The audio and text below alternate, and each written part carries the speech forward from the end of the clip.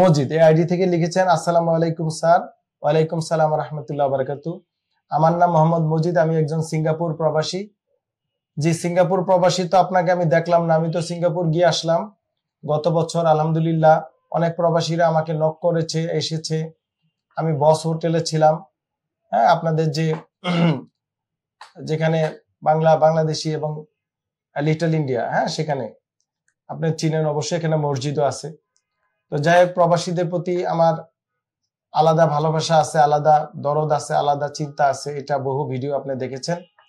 আপনার প্রশ্নটা আমি শেষ করি। আমার ওজন 82 কেজি, বয়স 46। আপনি হাইট লেখেন নাই, তো আমার কাছে মনে হয় আপনার ওজনটা একটু বেশি। হ্যাঁ, এর আগে 21 সালে মাজার অপারেশন করেছেন। সিঙ্গাপুরে সমস্যা ছিল পিএলআইডি। এখন মাঝে মধ্যে আমার পা ঝিঝি করে, কিছু সময় মাথার চুলের নিচে কিটকিট করে কামড়ায়, একটু জানাবেন কি?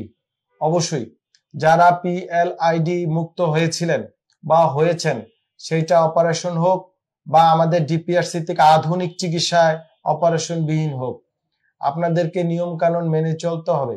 পিএলআইডি সংক্রান্ত আমার বহু ভিডিও আছে, কয়েক শত ভিডিও রোগীর রিভিউ দেওয়া আছে ইউটিউব এবং ফেসবুকে।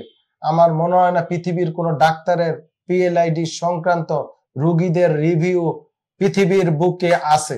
যদি থাকে আমি চ্যালেঞ্জ।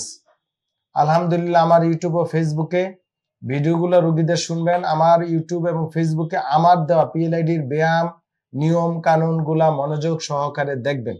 একটু কষ্ট করেন, অবসরে দেখবেন, দেখে দেখে ওই ব্যায়ামগুলো করেন।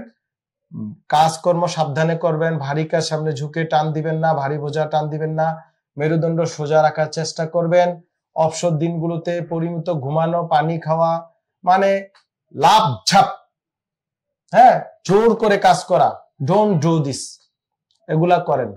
তারপরও আমি বলবো, যদি আপনার সম্ভব হয় কোনো আত্মীয় স্বজন কাউকে আমার কাছে আমার চেম্বারে পাঠাবেন, আমি ভিডিও কলে আপনাকে আরো ডিটেলস পরামর্শ দিব। যদি কোনো সাপ্লিমেন্ট ওষুধপত্র লাগে সেটা আপনাকে দিব ইনশাআল্লাহ।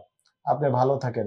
এবং সিঙ্গাপুরে যারা আমার রোগী আছেন সবাইকে আবার আপনাদের শুভ কামনা করছি। আপনারা সুস্থ থাকেন ইনশাআল্লাহ। মহান রব্বুল আলামিন যদি আবারও সহায় হন, উনি যদি চান, আবারও আপনাদের ওখানে ঘুরে আসবেন ইনশাআল্লাহ।